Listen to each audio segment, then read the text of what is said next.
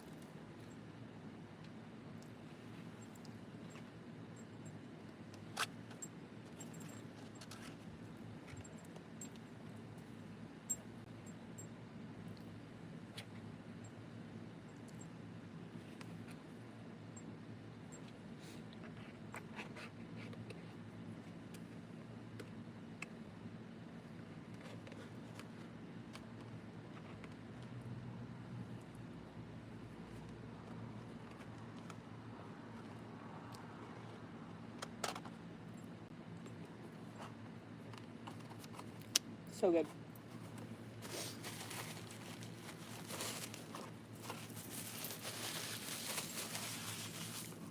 I think I might be awake now.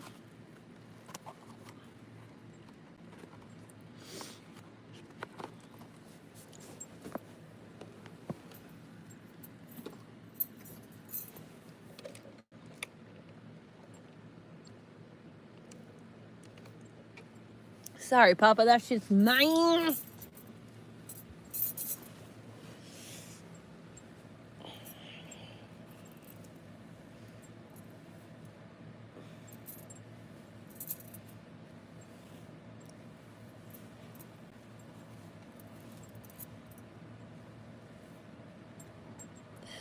Over to here. Oh, I'm going the wrong direction this time.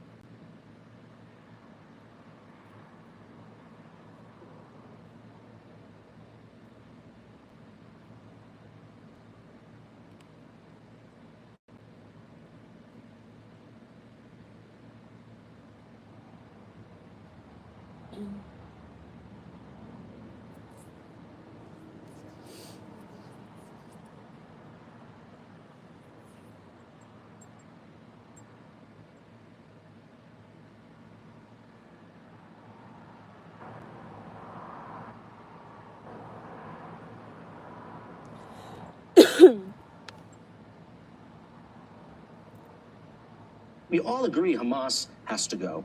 Because if Hamas is left in power at the end of this conflict, I can tell you, and whether it's 2 years, 3 years, 4... And can I just tell you this? Why do you think Hamas is in power in the first place?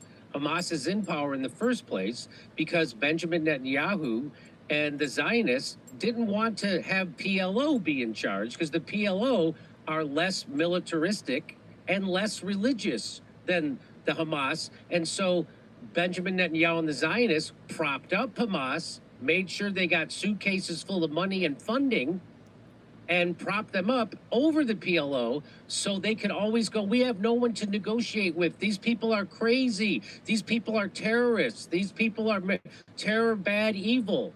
Because the PLO isn't that. And so and so Bill Maher doesn't bring on anybody on his show ever to make that case. So something happened on Bill Maher, and then Bill Maher tweeted it out.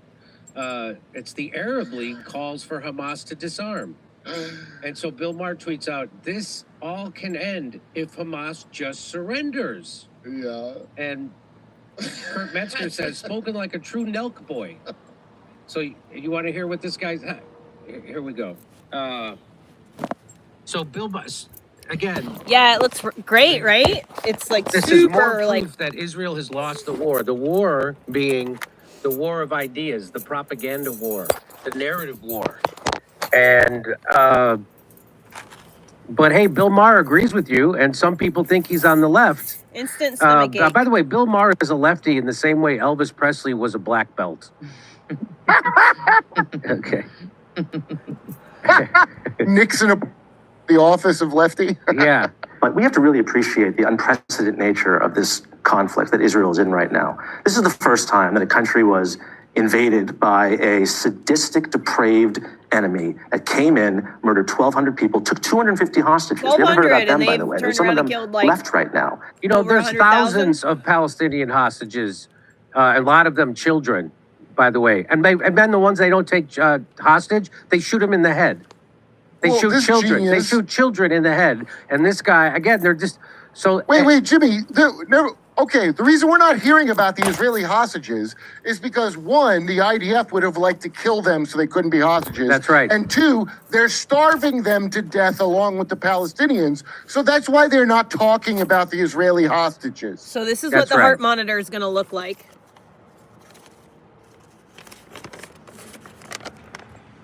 It's going to be a little bit smaller than this or whatever, but it's got this thing on it, and then you have to attach the two pieces together. It has a button on it, and then you have to put it on you like this.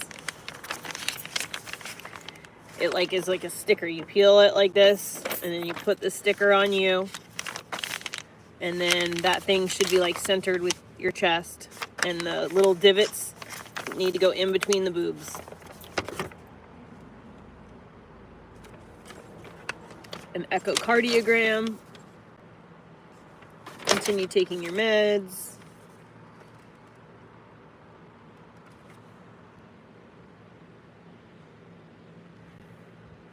I got the fasting lab work already done because I hadn't eaten anything yet.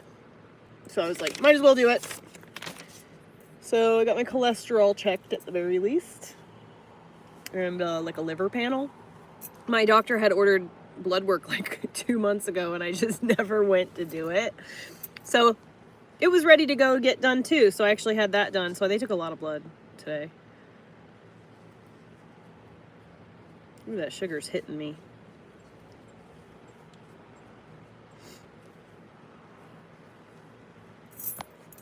And then these evil men, they built a 500-mile tunnel structure underground with evil men, you know, the ones who are being occupied and are being slaughtered left and right, the ones that are having a siege warfare done on them, meaning that the Israelis count the calories they get to eat. This is before October 7th. That's how they afford to dig all them tunnels without Bibi Netanyahu paying for the evil men to do evil.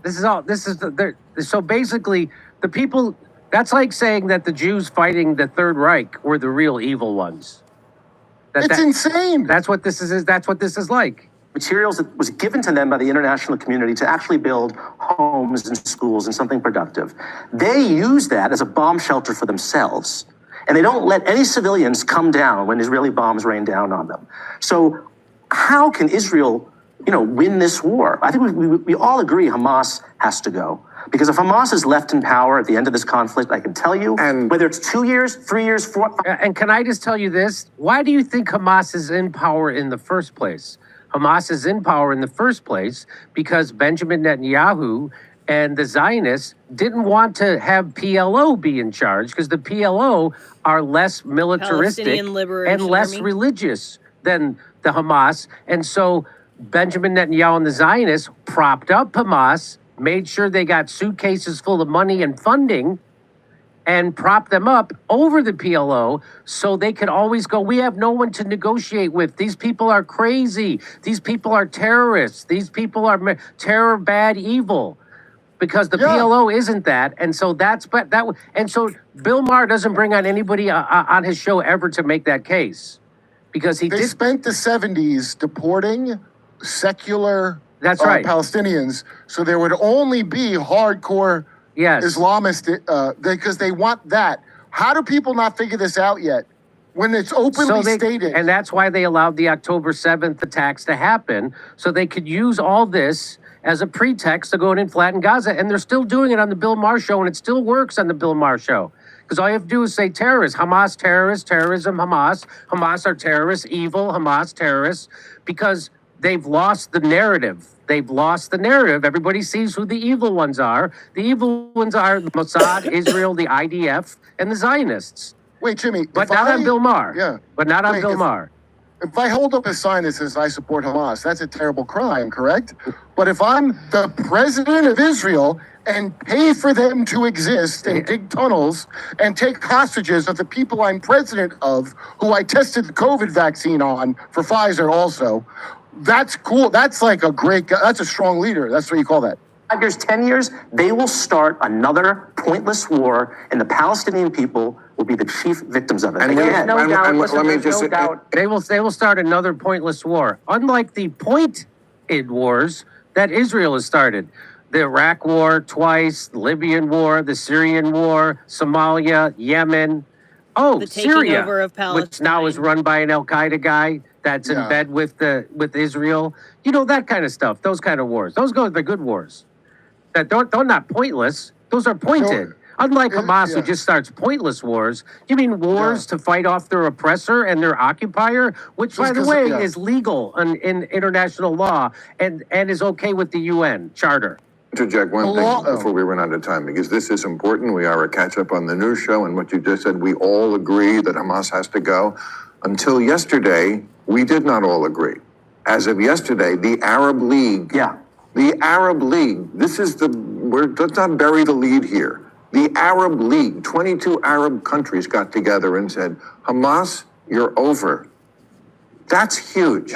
That the Arabs themselves are saying, this is a bad organization and these people have to go. You need to disarm. What about all the Jewish organizations that say Benjamin Netanyahu and the Zionists have to go? Isn't that huge? What about all the Hasidic Jews who say the idea of Israel is blasphemous?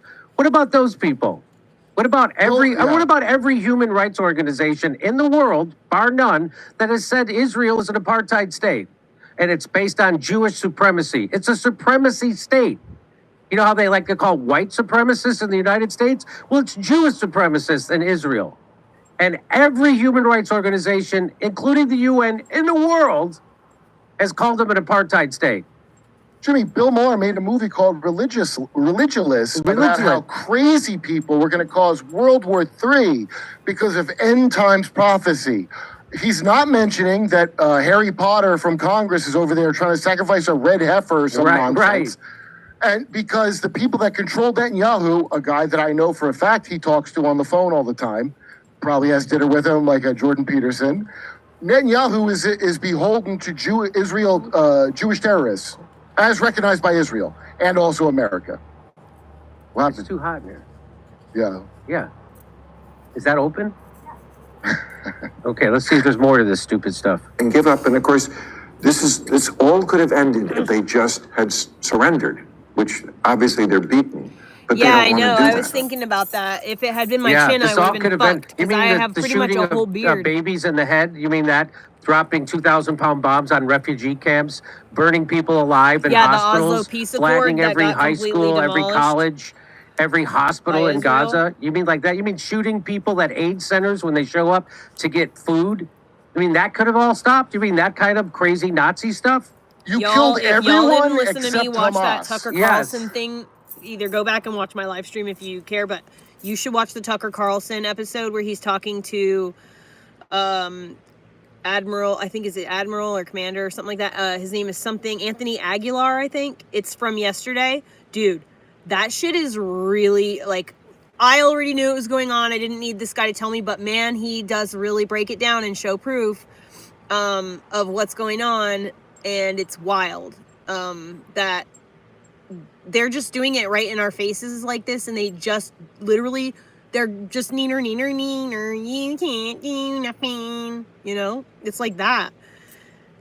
And if you really think about it, like, starting with, like, this, Candace Owens brought this up the other day when she was in her interview with Tucker Carlson, but, you know, the theology and the ideology that, like, that Freud, who was in bed with the Zionists and the Kabbalists, what he basically introduced through that psychology was, he was essentially attempting to mainstream gaslighting, you know, lying and manipulation. And over the years, that's exactly what TV, music, movies, the media, they have all, and political theater, all these things, they have made it so just bluffing and lying and manipulating is more, it's so common now. Like, a lot of people that we know in our personal lives, like, do it. You know what I mean? There's so many narcissists out there, and so many people that are bad relationship gaslighting and da-da-da-da. That is because the idea, the concept of gaslighting, you got to think about this. You remember the Spaniards wrote about this when they went over to Mexico, or to the Incan and the, I'm blanking on the tribes, the native Indians or the native, whatever, the indigenous people of fucking Mexico and South America, right? When they went there, they talked about how they literally didn't have, like, maybe it was not maybe it was not Cortez and stuff. Maybe it was actually the Native Americans in the United States. And it was one of the generals from our stuff, the United States, and it was talking about the Native Americans, and he was talking about they literally do not have a word for lying. They are so trusting. They don't even understand the concept of, like, gaslighting someone. And that is how human beings are at our core. So why do you think there's so many people out there that are like, oh, I'm so miserable, I don't know why I'm miserable? It's because you've been convinced by society and, like, whatever, that lying and manipulating is just a part of it, and it's normal, and so you're feeling a disharmony in yourself. That's what happened to me. I realized when I was like 25 or 26 maybe that something wasn't right, and when I turned 30 is really when I started to realize what it was. I was like, oh my God, like, that's not me. And the more I try to be like that, the worse I feel about myself. So I'm just gonna, like, not do that anymore. And, you know, I have my hiccups, but by the time that I was like 35, 33, whatever, I was completely a totally different fucking person. I still, and I'm that same way. I don't lie, I don't cheat, I don't steal. I'm completely transparent. What you see is what you get. I say exactly what I mean. There's no, like, hidden meaning to what I'm saying. This is just exactly what you get, you know? And so, people don't, that's the whole thing that you got to realize too, is that that's the Zionist ideology. If you realize that's exactly what Israel is doing, they're like the masters at that, because that is what these people have been doing, seeding the United States and literally crumbling the United States from within by destroying the moral integrity of the people, making the people like miserable and so desperate for any kind of entertainment that they're glued to their phones. They're, you know, doom scrolling. They're fucking, you know, doing drugs, drinking, sexing, all these things are happening because people are just so desperate to just find something that makes them feel good and feel happy, because they're all mostly living a life of deceit and misery, because they genuinely don't it's just so normalized to be a liar. It's so normalized to just like, you know, be manipulated. And especially in like TikTok, the most popular type of people and these drama people or whatever, I listen to it all the time and just like, this is the most shady. I listen to it out of sheer curiosity and the study of social, like whatever, you know, and it fascinates me the way that these people are. But like the Brianna Olsens and whatever, it's just like, these are the most terrible fucking people ever that are doing the absolute most awful stuff for the sake of money, which is like it's like the worst. Actually, I was thinking about it. I have a video recorded. I'm going to post it on my TikTok later. I just forgot to post it before I went live, so I'll have to edit it and post it later. But I was thinking about this in the car today, and I was like, you know, I was watching something that talks about Bonnie Blue, and how, you know, oh, women are sluts for free, and like, I'm smart, you know, I'm at least, you know, getting millions of dollars for it. And I was just thinking to myself, like, you know what, dude, that is like such dangerous concept to teach the girls in our youth, because like, honest to God, I would rather be destitute. I know I've said this in the past too, but I would rather be absolutely living in a tent, and what I would still not do sex work. I would still not sleep with a man to get my needs met. And I'm really proud of myself, because doing that exact thing between like the girls that, you know, likely to have lips inflated, that's like the thing you do. And those type of women have, while it's a small enclave of the female, you know, community, it's still propped up so much that it seems like it's a lot more common. But a lot of the people that are consuming that type of content in whatever form, it's actually, they're nothing like those girls. Some of them are, and some of them are trying to be, and, you know, aspiring to be, and feel terrible. They all feel terrible on the inside. Just look what they're doing to their bodies. So it's obvious that they feel terrible on the inside. They don't like who they are. And I think that I heard this phrase, it's a quote, I can't remember from who, but it's, God decreed and I agreed, which is essentially the concept of like, if this is your lot in life, like, you have to become completely accepting of that.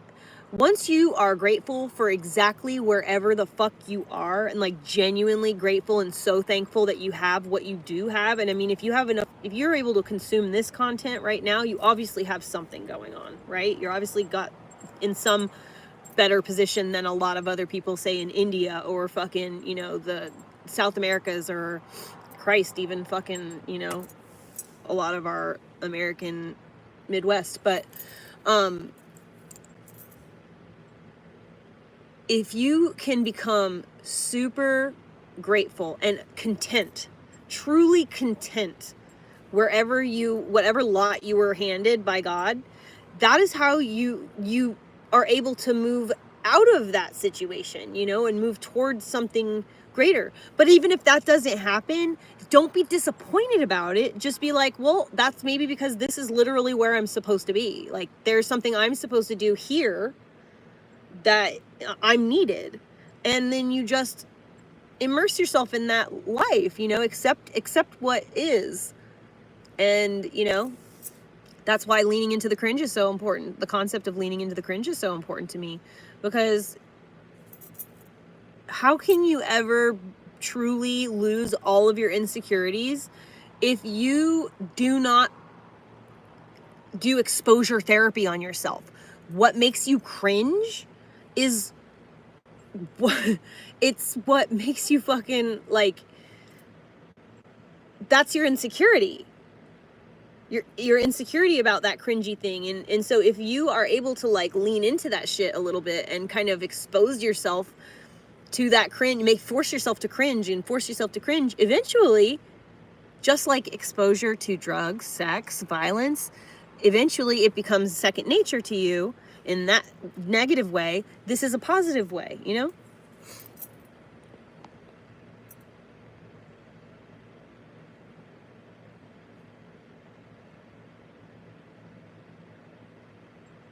Ooh, yeah, no. Sex work is sex work is sex work. If you're all by yourself and you're taking pictures of your naked body and so I'll have this in the post. This will be all in the post that I post later, the video I recorded, but like, when you are selling your sexuality as a career, it attracts a very certain type. Okay, so like, yes, sure, there are regular everyday men who are who will come to you for, that your content, who are just normal men who have a healthy sex life or just a little bit freaky, right? Okay, great. But by and large, and I mean this, like, the great majority of the men that are in your orbit at that time are creeps. Like, actual weirdo fucking creeps. And honestly, I don't particularly want to cast a fucking spotlight on myself in a room full of creeps. You know what I'm saying? Like, that's just not something that I don't want to do that. And I'm not interested in making them, like, so when you do that type of work, even especially as a solo person, you have to engage with your audience. And so you literally have to pander to that. And I'm sorry, but when the way that they talk is so disgusting. And I literally can fucking not. So I tried I tried OF or whatever for literally 2 weeks, maybe 3 weeks, in like 2020. And I did it because I was like, how can I sit here and like knock it or whatever? You know what I mean? Like, I have to have an understanding of what this, I just was curious and I wanted to know, like, maybe this is for me, but I was still having a sex life at that time and whatever, sort of. I actually was pretty much not. And that's kind of why I was just like this, one, it was the creeps.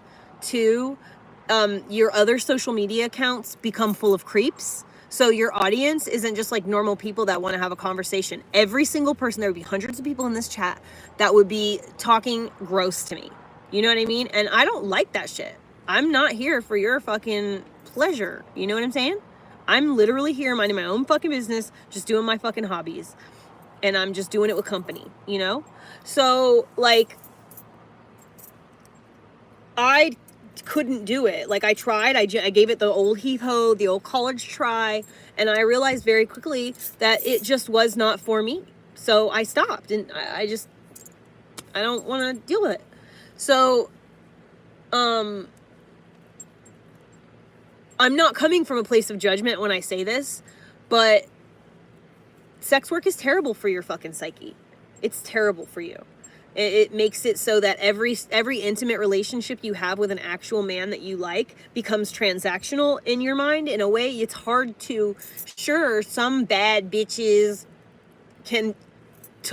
but the reason they can do that is because they're literally psychopaths. That's why. Go away, fly. I hate wet cat food. I hate wet cat food so much. Ever since the kittens, I've had to have wet cat food because Money needed more calories because she was whatever. And now she's fucking hooked on phonics. And so I can't just turn it off now. Because if I turn it off, she starts chewing up everything that I care about in my house. And I prefer her to literally not. So I'm being held hostage by my cat. And I'm suffering because there are fucking flies in my house. I got that fly tape. And, like, they don't care about it because they got all this cat food to land on. Yes, it's just they've got personality disorders, on the whole. And so, like, sex work is not good for you. It's not good to consume that type of content. And I saw some kind of study or whatever that said, like, something like 99% of men consume schmornography. Are you fucking kidding me? Y'all are sick bastards. Stop it. Just stop it. It's stupid. Like, how do you expect to have a healthy, normal, intimate relationship with an actual human being, woman, If in fact your expectations are that, and I'm going to tell you this right now to men who maybe don't have a lot of like experience, or maybe they have a lot of experience, but it's all been based on what they've seen in porn, because, you know, we don't, anyways, the stuff that you see in porn does not feel good. It's not pleasurable. It's literally being done so that you can see the angles. That's it. That's it. So whatever you see in porn, you please, for the love of God, do not try to do that in real life. Like, your best bet is to just close your eyes and just like really just free fall into the whole thing. Because the more that you try to emulate something you've seen in the porns, I promise to God, you're making someone miserable.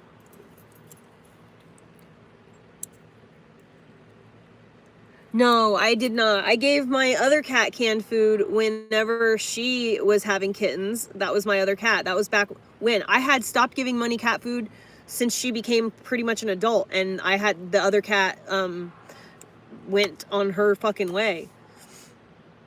So it's been a while. It's been at least, it's been since before I left Wolf Creek. So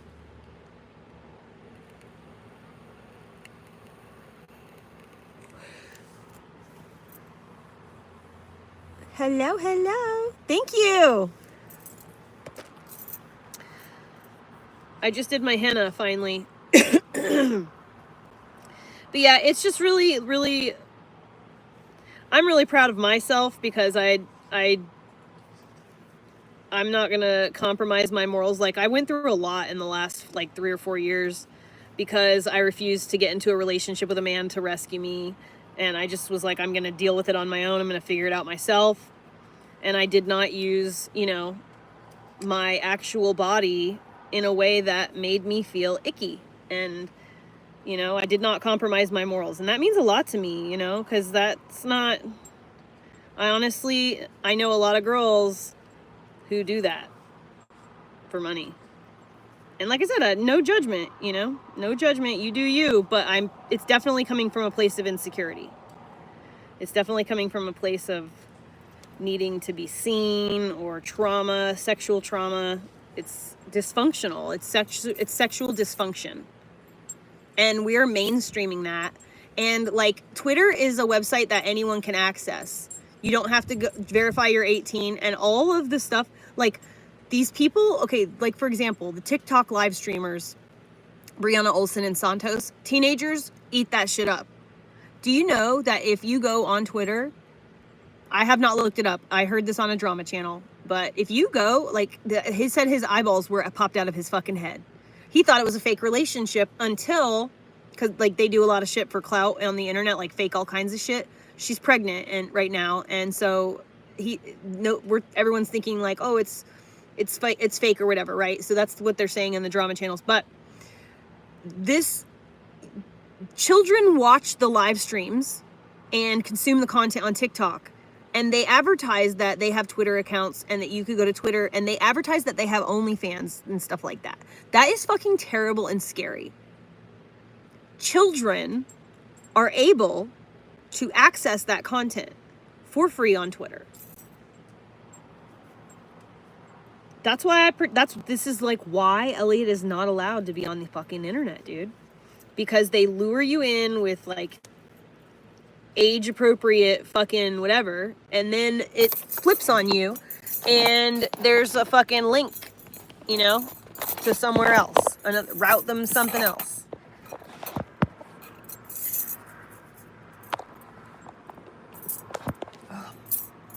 And you're going to sit there like the asshole you are. Imagine how much better we would have done in all our many adventures in the Middle East if we said, hey, if Al-Qaeda doesn't surrender, we're going to kill everyone's kids until they do. We're gonna and then this piece of shit went on TV to talk about, it could be over tomorrow, Afghanistan, if the Taliban surrenders. We'll stop starving the kids to death. Remember when Donald Trump, when he was running for president the first time, said he was going to kill the terrorist families? And everyone was like, you can't do that.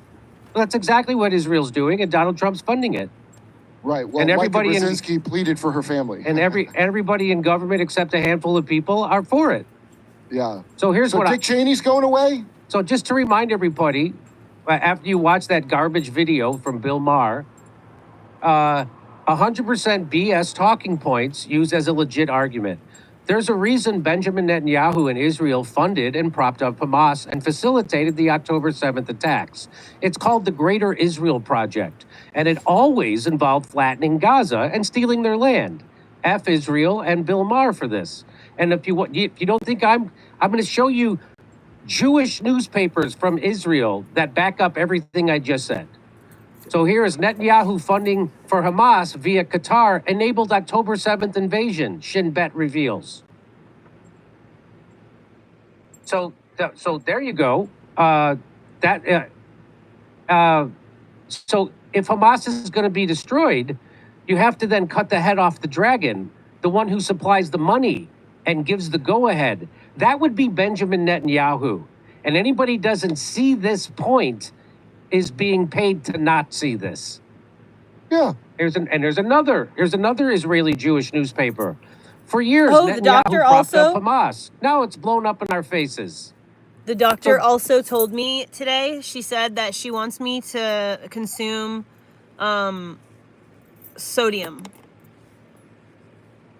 She said that liquid IV is really good. She said that she wants me to try and get some, like, eat the potato chips. She said, this is like the occasion where I'm going to tell you, eat the potato chips. Because she says that, my symptoms are basically the same as POTS in a lot of ways too. But we already knew that because my primary care doctor told me like 2 years ago that I had POTS. But she said, she's like, well, we're not going to, like right now, just until we're going to get started with this, we're going to do these tests first. But she's like, maybe we'll send you to Portland so you can take the full orthostatic, whatever test it is. So, but I got to go to Portland for that. So we're not going to rush to do that. I'm going to do these other things first, wear this heart monitor, and then they'll have a more comprehensive idea of what's actually going on inside my chest. But she did say, I think I mentioned this, that, oh yeah, so she was like, yeah, so this is the only occasion where I'm going to say, if you want some potato chips, eat them. You need the salt. And I was like, should I like try to stay away from just like sodium, like iodized salt, or like, should I like sea salt or whatever? And she was like, honestly, she's like, you can have any kind of sodium, just you need sodium in your body. I'm guaranteeing your sodium levels are super duper low. Which I'm really dehydrated this like last few days. I've spent like 2 days where I forgot to drink water pretty much the entire day, maybe even 3 days. So, and then one of those days was a work day.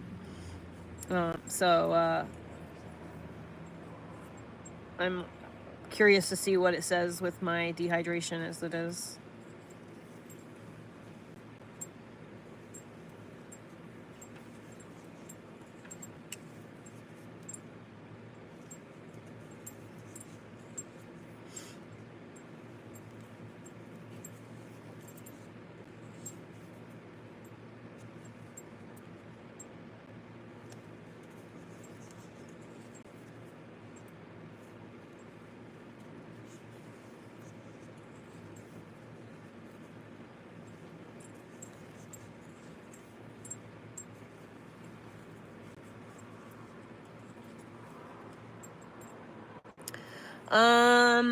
I don't know. I forgot to ask her what they took my blood pressure, but I forgot to ask. It must have been normal. I do operate a little on the low side, and I always have. So, like 112 or something.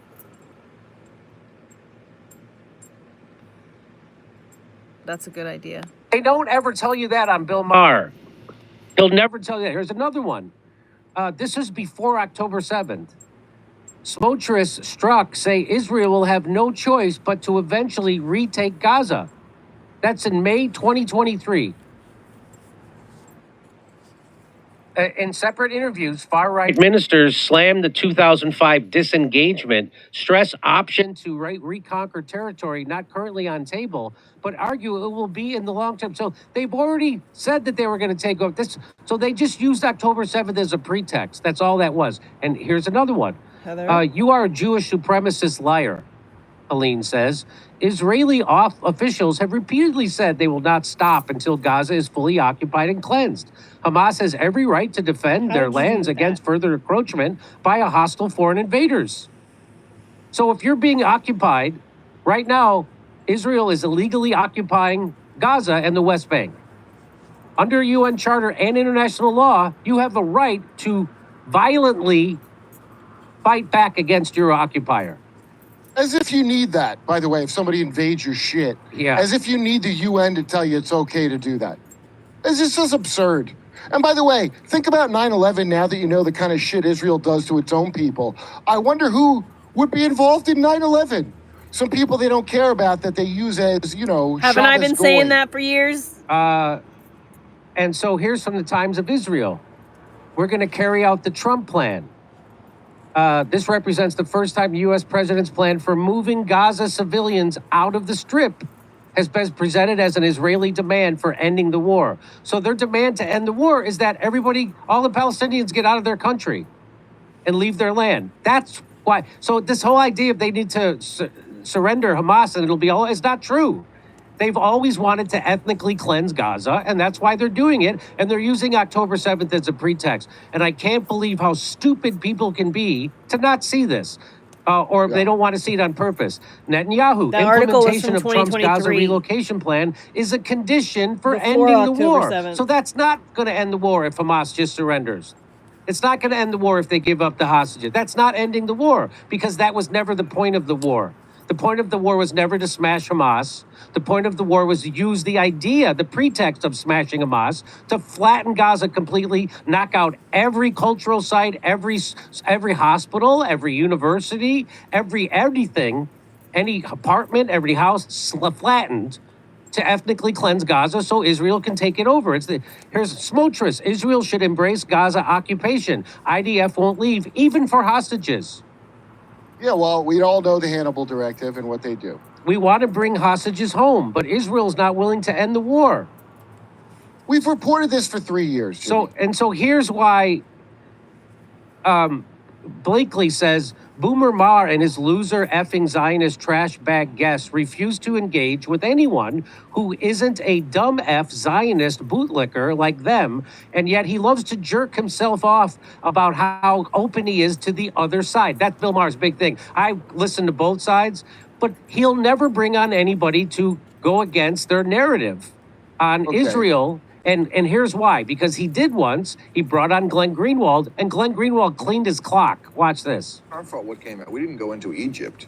Well, We did. wound up with the When Muslim you go Brotherhood. into Egypt, we were supporting and propping up Mubarak for 30 years, even as we were cheering for all the Tahrir Square demonstrators as though we were on their side. It was our government that kept Mubarak in power, just like we've done across the entire Muslim world. And it's amazing for you to say that, well, look at all these Muslims. The minute you give them a little bit of freedom, they go wild and they start being all violent. How can you be a citizen of the United States, the country that has generated more violence and militarism in the world over the last 5 or 6 decades, and say, look at those people over there, they are incredibly violent? We play a significant role in what has been happening in the Middle East because we've been interfering and dominating that region in order to have access to the oil. I wasn't to protect talking about Israel. violence. So- I was talking about theocracy. That doesn't happen here. No, well, okay, that doesn't happen here, but at the same time, Iran isn't invading lots of other countries and occupying them for a decade, nor are fundamentalist Muslim countries the way the United States is. So these things are interlinked because we are continuously interfering in that part of the world. And so to say... Really, it's all our fault? It's not all our fault, but when you send your military for 6 straight decades into other countries to bomb them, kill their children and women and innocent men, We weren't prop doing up that. But you know dictators, what, yeah, you take responsibility for your actions and say, to the extent that that region... That religion is- goes back 1,000 years before our revolution. So I don't think we can take all the blame. I don't think we should. I think we should take a lot of it. And there's lots of No. bodies and corpses that have been piled up in the name of Christianity and Judaism as well. Not recently. Have you heard of the occupation of the West Bank and Gaza for the last 50 years, motivated in part by extremist views of Judaism, or the wars in Europe, or the fact that there were generals in the United States saying we have to go and invade and destroy Iraq, a country of 26 million people, because our God is bigger? Lots of religions, not just Islam, produce violence. Well, if I could just make one quick point about Egypt. That silly liberal view that all religions are alike because it makes you feel good. No, it makes you feel good to say our side is better than No, it people makes over there you are feel good primitive to and put a violent. crown on your head and say, I'm a good person. How do I prove that? You get to ignore the responsibility that your own government has for the violence and instability in the world by saying, look, it's that primitive religion over there that's to blame. All right, it's time for... All right, and Glenn Greenwald was never invited back, and he'll never invite anybody on who can push back against his garbage because he doesn't have a leg to stand on, and he's easily debunked. He's one of the worst political commentators I've ever seen in my life. And of course, he's given a show on HBO, an establishment platform, for decades and decades because he props up the establishment. Come see us on tour in Rutherford, New Jersey, New York, Edmonton, Calgary, Vancouver, Appleton, Wisconsin, Rosemont, Chicago, Louisville, Kentucky, and Fort Wayne, Indiana. Go to jimmydore.com for a link for tickets. I want you to watch this video about Trump's swollen ankles. It could have some very important health implications for you as well. Tap the video link right here to watch. House committee subpoenas the Clintons and several top former Department of Justice officials over testimony about Jeffrey Epstein. Wow. If I'm not mistaken, we got ourselves an old-fashioned "you hung out with Epstein more" contest. This is the revenge of Trump. Well, let's get everybody's Epstein stuff out. Whatever happened to this puts a whole new spin on the lazy left's gaslighting mantra for years. But her emails, remember that? Yeah, exactly. But her goddamn emails. Yeah. Every gotcha the phony left bludgeoned everybody else with is now turning around and biting the hand that made them. And why wouldn't they do that? Why would here? Look, so there it is. New photos of this is from 2020. New photos of Bill Clinton getting massaged from Epstein. And by the way, look at the restorative powers that a massage can provide. Look at him. Yeah. Look. Compare a shot of him standing next to of this picture, and then a picture of him standing next to energy vampire Hillary. Oh my goodness, it's quite a difference, isn't it? A massage? That's not even in the top 10 worst things Bill Clinton has done to a woman. Yeah, what? That's like the 2000th thing on the list of bad interactions with a woman that Clinton had. I'm going to bet. I will bet too. I'll bet all Hock-Tool coin that I have left. So remember that? There it is. There he is getting the massage in the air. That was the plane. Yeah, that's going all he needs. Getting to go on the Lolita Express. And here's my conspiracy theory. She's the one who actually killed Jeffrey Epstein by giving his neck a crack during a prison massage. That's my guess. Oh, that's a very good point. There. And by the way, they fact-checked these. You who fact-checked Yahoo News. And yep, those are real photos of Shantae Davies giving Bill Clinton a massage. And she's an Epstein accuser, by the way. And why would I need a fact check on a picture that came out before AI? And to my Hollywood shallowcrats, I call them shallowcrats now. Yeah. Claiming that the Democrats are not involved in this, you're just a bunch of venal, selfish pigs. How about that? Is that even a thing? There are people pretending Democrats were not involved. Yes, and why do they do that? Because, Kurt, they'd rather leave the door open to work for those people working for the Epstein people than to do what's right. You're not pure evil, and you're not remotely good. You're just nothing. Okay? Yeah, that's right. And that's where your opinion gets filled from here on in. That's how. Anyway, remember this picture? So yeah. That's Chelsea's wedding. There's Ghislaine. Oh. By the way, not to be mean, but Chelsea was never in any danger, is what I heard. By the way, doesn't Ghislaine sound like an address for a whorehouse? Am I right? Yeah, Yeah, it's just a couple of true. miles around the bend at 1313 Ghislaine. Yeah, that's exactly what it sounds like. Oh yeah, So, and this is the happening. doctor told by me. the way, The doctor told me that he that invited she his wants masseuse- me to get between 2 and 3 grams of salt per day.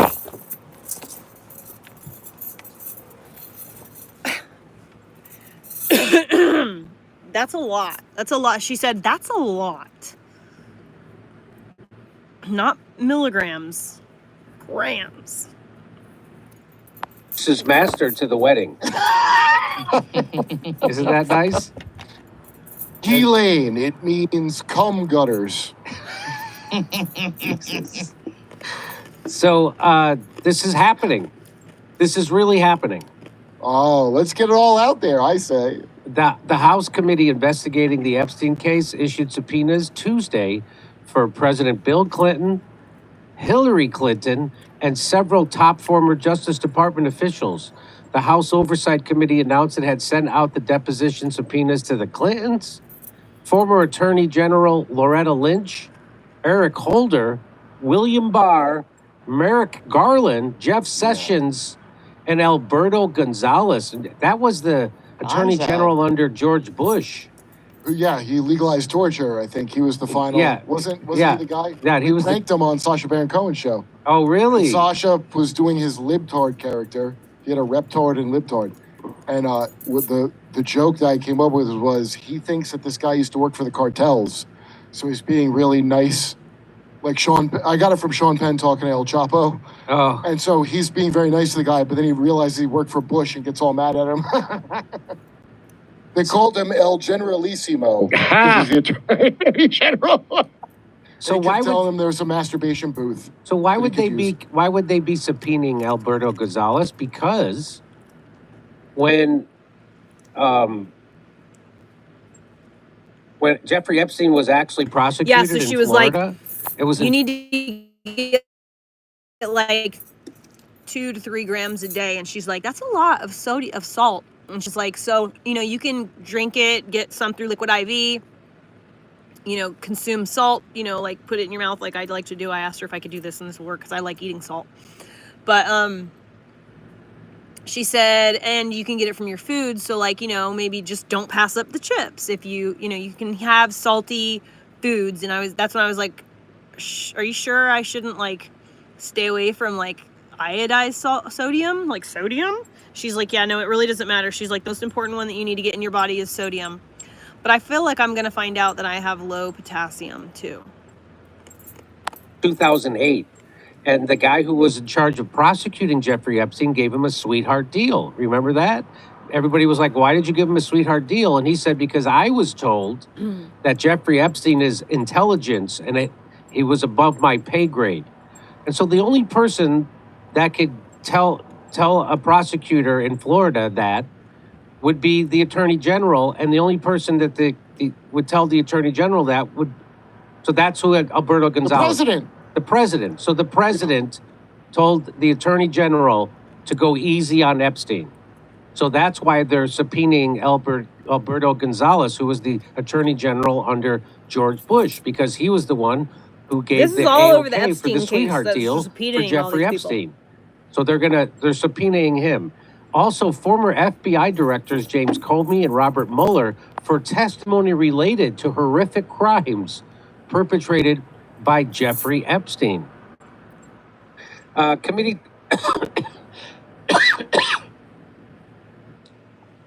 Committee Chairman James Comer, he's a Republican from Kentucky, he also issued a subpoena to the Justice Department for records related to Epstein, a convicted sex offender who was found dead in his jail cell in 2019 while he was awaiting trial on sex trafficking charges. That subpoena directs the Justice Department to turn over the full, complete, unredacted Epstein file to the committee on or before August 19th.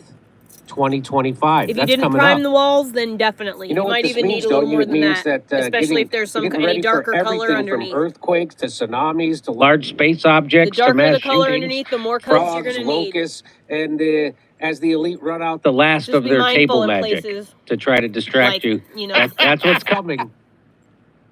It's always right on the edge of telling you something Yeah, real, so like but primer never would be something your real. third coat, Right. So they you go, know. So Clinton got primer, a massage. paint. Oh, So a third Oh. coat, you know, is not The crazy. Justice Department has faced furious backlash after it announced last month. But by the way, let me Just be just tell you, mindful in let me show places you where it real can quick build up and get that that gloopy, dried Whitey paint Webb blob look. has weighed in on this, and Thank let's see what Whitey says. But It's more hard painting, importantly, isn't it? I would argue It's that like either of those tiring as things. fuck. Oh wait, hang on. This is it. I was doing it for But 6 the big hours giveaway here each time. about that if 6 the hours a Clintons day. are subpoenaed and forced to testify or whatever, or if Ghislaine is asked about them, Hold on. is the giveaway. But more importantly, I would argue than either of those things. Oh wait, hang on. This is it. But the big giveaway here about that if the Clintons are subpoenaed and forced to testify or whatever, or if Ghislaine is asked about them, is that Republicans are not going to touch one very important aspect of the Epstein-Clinton relationship with a 10-foot pole, and that is Jeffrey Epstein's 17 visits to the Clinton White House between 1993 and 1995. They will not touch that. And there is a reason why mainstream media has worked so hard to have all the scandalous coverage of Epstein and Clinton be after Clinton left office. No focus on when he was in office. And the same is true also, I've argued in the past about Bill Gates, because they won't talk about his relationship with Epstein until he was no longer involved as chairman of Microsoft. So they want the pressure off of Microsoft. They want the pressure off of what was Epstein doing at the Clinton White House, because it's really, I would argue, ultimately boils down to what I see as sort of the second coming of Iran-Contra in the mid-90s, same network, involved with this very crazy effort that's remembered as Chinagate today, but it really has a lot to do with U.S. and Israeli intelligence, who of course were the bedfellows of Iran-Contra, and some of the connections they made to major Chinese weapons dealers and organized crime link figures in Macau, and you know, weird things there that involved a lot of military technology transfer from the U.S. to China. Israel very involved in this, and it was even, you know, the CIA like acknowledged that in the early 90s. But nothing was done to really stop anything. And they don't really want to talk about that at all, even though it involves always China. End on the same stroke. So like if you start for Trump, if you're painting your last stroke for that area, I write a lot about go down and go slow. in my book, On the next section, you know, paint, and then go down and go slow and end on the same directional stroke. So this seems to be more show, right, Kurt? Be seamless. It's unbelievable. Because, you know, Dunnigan, his dad was the lawyer that sued when the Chamber of Commerce on that plane in the Chinagate thing. Ron Brown. DNC chair. They were about to testify about that. And then, for some reason, they loaded up the entire Chamber of Commerce onto a plane, which never happens. We had Whitney on talking about it. And the plane crashes, and Ron Brown had a bullet hole in his head, all kinds of suspicious things. And the people at the, the terminal, flight terminal, were found hung and shot in the chest, like a couple of Clinton dead bodies were found. And then Kyle's dad died of a brain tumor shortly after winning the lawsuit with the airline. And when we had Whitney on, I couldn't believe that it was even connected, but it's because of Ron Brown. So that was all Chinagate, and that was purposely leaving them tech for whatever reason. That's what that had to do with. And so that had to do with getting, so that had to do with the Mossad, Israeli intelligence, the CIA, another one I didn't even know about. Transfers from China involving China and Israel and the Clintons and the government, the CIA. Yeah, you would think that they would want to get this out, but no, because it indicts everybody. So it indicts everybody in both parties, in the CIA, in the Mossad, in the United States government. Yeah. And the doctor said who something to me that literally I hadn't thought about in a while, but she was like, I forgot that salt does this, but she said that when you have salt, she's like, you know, you want to consume salt, and she's like, the more salt you have in the body, the more your body's going to hold on to the water that's in it. Duh. No wonder I'm so dehydrated, because my salt is so low my salt intake is very low. And so, like, every time I drink water, I literally drink water and I pee the water within, like, immediately. All of it. Every bit of it. It happens every time I pee. I drink this water, I will pee it out. Hello, darling. I feel a little bit better, but I went to the cardiologist today. I won't put everyone else through that again, but I live streamed while I was driving home from the doctor, and so you should go watch that, catch up, and then you'll know what happened at the doctor today, because I saw the cardiologist about my heart issues that I've been experiencing. She's got me, I'm gonna have to wear a heart monitor for 2 weeks. It looks like this. So that's fun. What am I doing? I don't want you.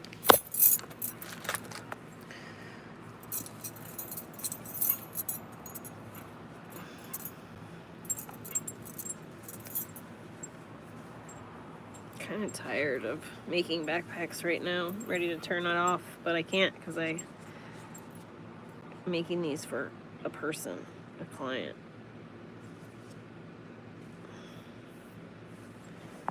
I have to make another one after this. Get in the zone for a little people bit. giving the orders to the president? I'll be back in like 15 or 20 minutes. And so, what do you mean there's people giving orders to the president? Well, here's Whitey to tell you who actually is above the president and is actually above the CIA and the Mossad. Here we go. But more importantly, I would argue than either of those things is the fact that my book really argues, and this is why Volume 1 even exists, that what we're dealing with here is not really even state agencies, it's the power structure above them. It's a transnational oligarchy that represents the union between the people that created the intelligence agencies, mostly bankers, right, and Wall Street lawyers, with organized crime and how that continues to manifest and inform the oligarchy of today and our reality and our power structures. And so ultimately the book is very anti-duopoly.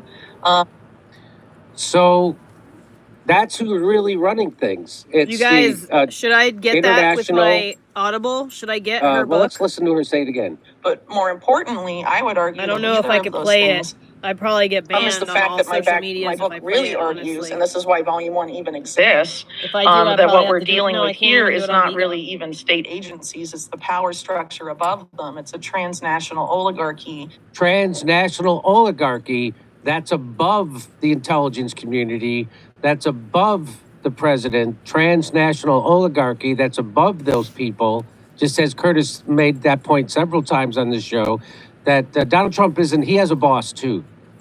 Yeah. And so she's telling you, blowing it up. Yep. She's telling you who it is right now. It's an international oligarchy and the intelligence agencies that were created by the international bankers. My gland is swollen on my right and side. Wall Street lawyers. So the business people, the people who really, if you watch, there's a show called Mr. Robot. Yeah, that had a lot of stuff in it. If you watch that, I just started watching it. It was used to be on USA. It premiered on USA Network. Now it's on Netflix. And if you watch that, it shows you how the business people are the people who actually pull the strings. They're the ones who actually get in the TV show. They're getting the Congo. They're getting the UN to approve China annexing the Congo, so they can. Yes. So. And they needed a vote on that in the UN, and the head of E Corp, which is short for Evil Corp, which would be like the modern day Blackwater or BlackRock, or State Street or Vanguard. That person, all of them. Yeah, that person in this series is the one who's dictating things, and it's not politicians. And so that's what she just told you there, right there. It's a trans. But more importantly, I would argue than either of those things is the fact that my book really argues, and this is why Volume 1 even exists, that what we're dealing with here is not really even state agencies. It's the power structure above them. It's a transnational oligarchy. The power structure above state agencies. The power structure above the CIA, above the FBI, above the NSA, above the State Department. Yeah, the above Royales. above the White House. The power structure above those things. And it's international. Could it be the Look at 13 national sections above families that we've been structure above them. It's a transnational oligarchy that about? represents the union between the people that created the intelligence agencies, mostly bankers, right, and Wall Street lawyers, with organized crime, and how that continues to manifest and inform the oligarchy of today and our reality and our power structures. And so ultimately the book is very anti-duopoly. I go after both parties, and unfortunately my feeling is that Ian Okay, so it's a duopoly, and those are the questions they're not going to ask. They're not going to ask. So even though they're doing this big show, this House committee is doing a big show of bringing in all these people, and they want all the unredacted files. According to our good friend Whitey, and if anybody should know, she would. They're not going to ask the important questions. They're not going to ask about what about Jeffrey Epstein's 17 trips to the White House when Bill Clinton was president? They're going to focus on all the stuff he did after Bill Clinton was president, just like they focused on all the stuff that Bill Gates did after Microsoft. Wait, why don't we go back to when George and H.W. and Reagan were in office, and there was the D.C. callboy scandal with 17 and up Remember that? number of visits from male prostitutes, because all of them were secretly gay. Remember that? This stuff comes out every 7 to 10 years. This comes out, and everybody moves on and forgets about it. So don't forget about this one, because look up. Here's a great documentary you should find on YouTube about Gary DeVore. He was that Hollywood writer that wrote Raw Deal with Schwarzenegger and Running Scared with Gregory Hines and Billy Crystal, the cop movie. And he was writing a movie about Panama. Remember Noriega when they went in and invaded Panama? Well, did you know Noriega, and it was in like one newspaper around the world, they buried it. Noriega had all these secret tapes of very high up U.S. presidents with underage prostitutes. Really? So this trick of videotaping people, what do you think, Epstein's the first guy? This has been a thing that since you could record video has been going on. So Noriega, they took him out because some paper reported it and then it went away and they got him out of there. But this goes back a long time, and Trump, this is what I'm so disappointed about with Trump. What I hoped was he was going to blow the whole thing up, but he's not. He's going to try to keep the stupid structure by these evil deviants that run things and try to make a deal where the tariffs are good. That's all he's going to do. Which is why he was allowed to become president. And they made a good show, Kurt. They made a really good show of fooling people like me into thinking that they were really, the deep state was aligned against Donald Trump. It certainly looked that way. It looked like they were trying to kill him. Part of it is. And it's like the mafia. They have families, they compete. It's eugenics at the end of the day. Yeah. So there was also a big fraction of the deep state that was okay with Donald Trump becoming president. Not quite. And how do I know that? Because he was allowed to become president. That's why. Because they didn't. Now, do you believe? I mean, when you watch the show they're putting on, it's so insane. He's still so beyond. Yeah. He's still funding Ukraine. He's still funding a genocide. He's gonna. He's helping to ethnically cleanse Gaza of all the Palestinians. He's doing all that. He's doing everything. He's bombing. He mistakenly mentioned it. We covered him going, yeah, they're starving. And that was a mistake. He probably wasn't supposed to say that. He probably wasn't supposed to say they're starving. So I'll get back to, here's a little bit more from this story from NBC News. The Justice Department has faced furious backlash after it announced last month that after its review of Epstein's case, no other people were expected to be charged and no further information about the case would be released. The cover letter to the former president calls for him to sit for a deposition on October 14th to answer questions about his relationship with Epstein. Wow. Wow. And I'm sure they're going to get to the bottom of it this time. As opposed to all the other times when everything just kind of evaporated and fizzled away. I'm sure this time, though, I mean, if they walk into that courtroom and then walk out a free, I don't know, well, if there's a court case over this and then they get out of it free, then I guess that just settles it. And that makes the entire issue blow away like a dandelion. By That's your what own, they do every time. They almost tell you the big thing. they almost, right? yeah. We're gonna UFOs.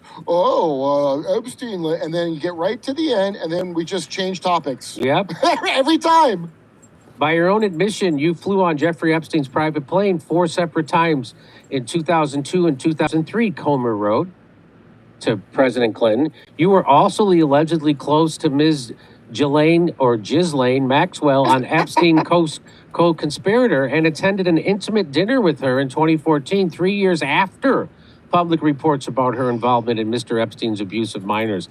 The letter said, misspelling the first name of Ghislaine Maxwell, I think they used the J.I., who is serving a 20-year prison sentence for her role in helping Epstein abuse teenage girls. The Comer letter also says there are conflicting reports about whether you ever visited Mr. Epstein's island. Clinton has denied ever going to Epstein's private island, where some of the abuse is alleged to have occurred. President Donald Trump, who also once had a friendly relationship with Epstein and Maxwell, alleged Clinton had gone to the island 28 times. But Donald Trump provided no proof of this claim. Really? You know, I have to say this. I think it's poor writing that they call it abuse. I don't know why they're not describing it deeper. Yeah. Sexual abuse, human trafficking. They do say sexual. I just don't say the sexual word when I'm reading it. Oh, okay. Because it'll trigger an algorithm and it might demonetize it. Oh, okay. That's normal, right? That you can't talk about a literal crime anymore. You can't. That's a normal society we live in. Yeah. That's better than China. Yeah. Of course we're better, because you can't even say the name of a crime that is ubiquitous across this great nation, Jimmy. That is being committed by the people at the tippy top of government. I have to say, grape, here in the land of the free, the West, that's better than China. I can't say fuck you enough to people like that. I like how the letter says there are conflicting reports about whether you have visited Mr. Epstein's island. So by conflicting reports, do you mean that everybody who says he was on the island has turned up dead? You mean like that kind of conflicting? And only the ones who say he was not there still remain alive? A little conflict of interest, like that kind of conflicting reports? You mean like that? Yeah. And Angel Urena, which, wow, a spokesperson for the that's her name. Angel Urena. I know. This is a joke. The whole goddamn thing's a joke all the time now. She said, Reno. Yeah, I I'm gonna want to guess do the that's a stress woman, test. Angel's Urena. Could be Oh, a wow, guy. my hair looks infection cute I had like one time. that. I certainly tract. Yeah, I had to put a stent in from my Some bladder volume. for that. Yeah. I had an Angel Urena. I look like Mhm. Dolly Uh, Parton or something. She said in a statement in 2019 that Clinton Can't tell knows it's a nothing bun. about the terrible crimes Epstein was charged with. He said Clinton so it is a guy. He knows nothing? He said Clinton traveled on Epstein's plane 4 times while he was traveling to work for the Clinton Foundation, and that foundation staffers and Secret Service personnel accompanied him on the trips. He has not spoken to Epstein in well over a decade, the statement said. Really? Jimmy, if your alibi is the Clinton Foundation, you're guilty. Yeah, pretty much. He has not spoken to Epstein in well over a decade. Really? You mean like Angel Urea? Angel does not want to be involuntarily sent to join the Quad. He would welcome that takeover, I bet. Yes. How about tuning the cell phones Is all it still across frozen? America to control everything we say, like a scene with Steve Carell from Liar Liar? How about that? Nice. That's part 2 of Liar Liar, actually. Weird that James Comey decided to subpoena Bill and Hillary Clinton in the House Jeffrey Epstein probe, and not Trump's former labor secretary, Alex Acosta, who literally gave Epstein a sweetheart deal as a federal prosecutor in 2000. It is interesting that Well, James I mean, Comer working now? does not Comey, James Comer. Alex Acosta don't have no choice. Like, that's why he should get no punishment, because he literally said what happened, and now we all got to scramble to pretend he didn't say that, but he did say it. He did say it. So they're not going to bring him out, because if you're Alex Acosta, It gives It gives the who's game gonna away. not- yeah. Yeah, it gives the game away. You're going to go against Intel when they tell you stay away from this, as Right. Alex Acosta. And it would be too embarrassing for Alex Acosta to be at a hearing in Congress and someone ask him, hey, why did you say that you were told Jeffrey Epstein is intelligence, meaning in the CIA or FBI? Why were you and that you couldn't prosecute him? Why did you say that? Who gave you that order? They can't have him say that. Of course, that's why. Yeah. Because Listen, then if Trump can't say, can he say? Right. If Trump isn't going to come clean and tell you that your entire country is run by some kind of insane sexual vampires, do you think Alex Acosta is going to be the one? No. No. Hey, we've all been told that aging is just a natural process. Aches and pains, thinning hair, wrinkled skin, brittled nails. Nothing You guys, we've got to talk about Matt Rife because he has just purchased basically the Conjuring house and everyone is scared for his life. Everyone feels like something bad is about to happen to him based on how this house is. It's this whole haunted situation and people feel like he is just some comedian buying this on a whim because he thinks it's funny. But there's a lot to this story. We're going to break down why the internet is so scared for him, why they're upset that he bought this, and how his fans are defending it. Matt Rife has been in some drama before, as we've talked about. Back in 2023, he started seeing Brooke Schofield, but quickly it turned into a completely different situation. She eventually revealed on Canceled that Matt had allegedly been dating other women at the time, the same time that he was dating her. Dozens of women, so many that she even brought them on stage at a Canceled show, and it was this whole big viral moment. Brooke says that she was added to a group chat with these multiple women who all revealed that they had been seeing him at the same exact time as her, and he was telling them all the same things. He looked really bad in this situation. After she confronted him about it, he ended up blocking her, and she was very public about this whole thing on the Canceled podcast. Fans, of course, quickly turned on him. Like I said, it turned into this big scandal. People were labeling him the poster child for being a major red flag, but that wasn't the only controversy that Matt faced that year. Later on in November in 2023, he released his Netflix comedy special titled Natural Selection, and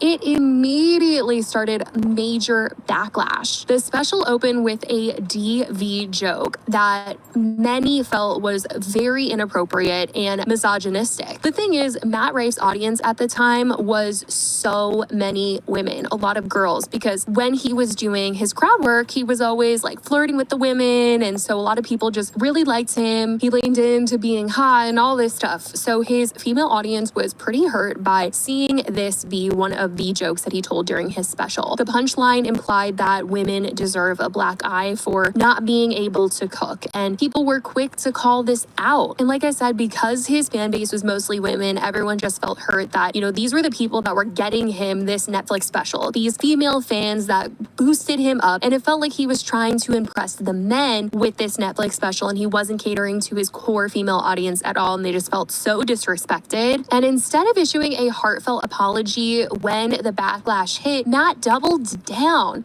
He was really standing by what he had said. He posted a sarcastic apology link on Instagram that directed people to a site selling special needs helmets, which many saw as incredibly ableist and dismissive of the very real concerns people had raised. Critics, including writers from Vox, Glamour, and Time, called the special out as tone-deaf, self-sabotaging, and deeply unfunny. But still, Matt has continued on and shockingly has landed movie roles and more for himself. But recently, he's found himself back in some drama with a really big purchase. He's officially the legal guardian of the real-life haunted Annabelle doll. Yes, the actual doll that inspired an entire horror franchise under the Conjuring universe is now under the care of 28-year-old Matt Rife. It's a wild career pivot in a lot of people's eyes, like people did not see this coming, but some fans who have watched him for a minute now have said that it's actually not so random, as he has been into scary houses before and has made YouTube videos going to haunted places, so it's not exactly out of left field. I mean, I even looked it up. I was actually pretty surprised because when I first heard about this news, I was like, this is so random, but he has been in a lot of videos where he's going into these haunted, creepy places. So Matt, along with YouTuber Elton, recently acquired the former Connecticut home and the entire occult museum collection of renowned paranormal investigators Ed and Lorraine Warren. This isn't just a spooky gimmick. This is the same Warren couple behind the investigations that inspired The Conjuring, Annabelle, The Nun, and more. Their museum houses over 750 supposed supposedly haunted artifacts, with Annabelle being arguably the most infamous of them all. While neither Matt nor Elton owns the artifacts themselves, they are taking on the responsibility as legal custodians of the entire haunted archive, including the doll. And he spoke all about this purchase in a new TikTok. Hey guys,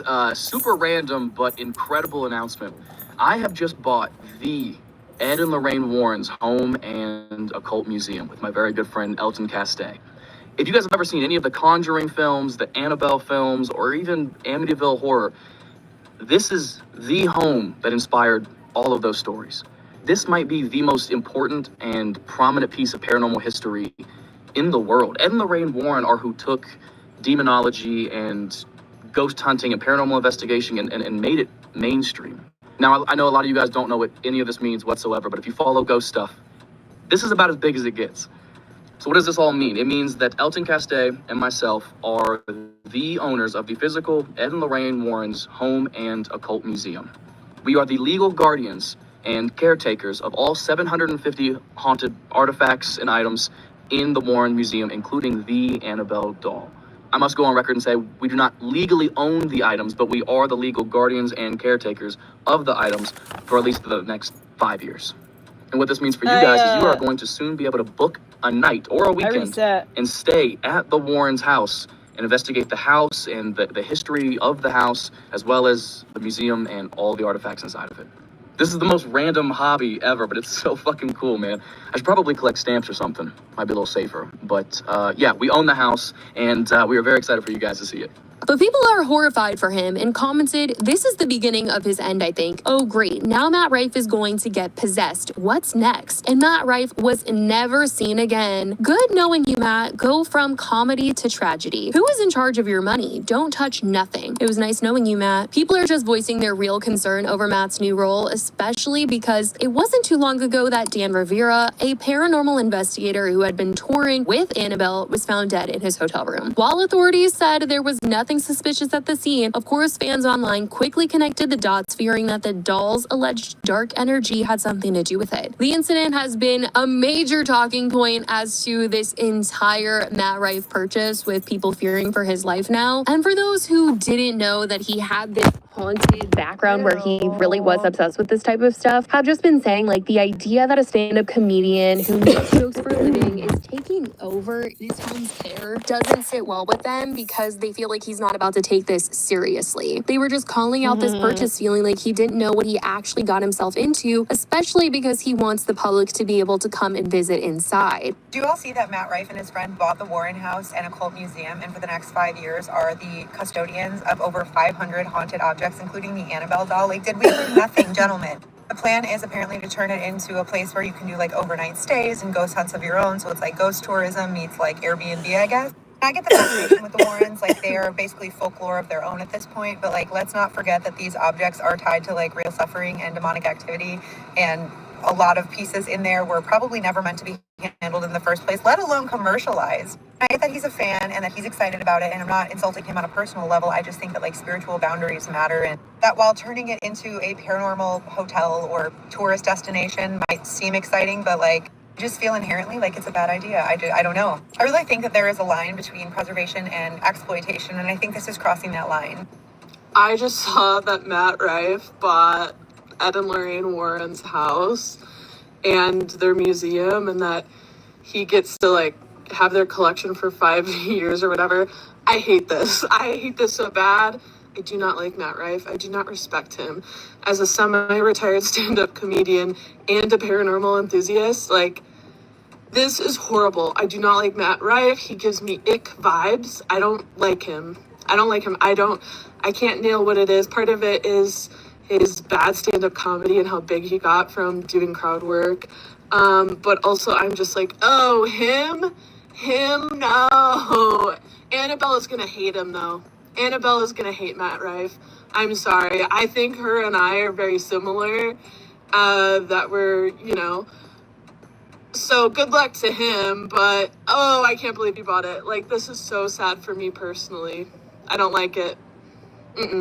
Even Snooki has chimed in on the conversation, posting this TikTok saying POV finding out Matt Rife purchased the Warrens home for Airbnb. And TJ Pauly D said, wild. Ultimately, whether or not you believe in the supernatural, there is a very real cultural and psychological weight tied to the Annabelle legend. And the fact that Matt is now the face of her caretaking is definitely unsettling to many, especially considering the loss of someone directly connected to the doll. It's one of those moments where people are honestly nervously watching every move Matt is making right now and really worried about him. But I don't know, since he's been so in the haunted world, like maybe it won't be all that bad, but I don't know. I wouldn't be going into that house. I'm like way too much of a scaredy cat to be doing any of this stuff. But if this is what he wants to do with his money, I don't know. This is not a community I want to be messing with because they are worried for him, which would be making me very scared and worried for myself. But I want to know what you guys think about this whole situation. Matt's big purchase. Let me know all your thoughts in the comments. I love you guys so much, and I will talk to you in the next video. Bye, guys.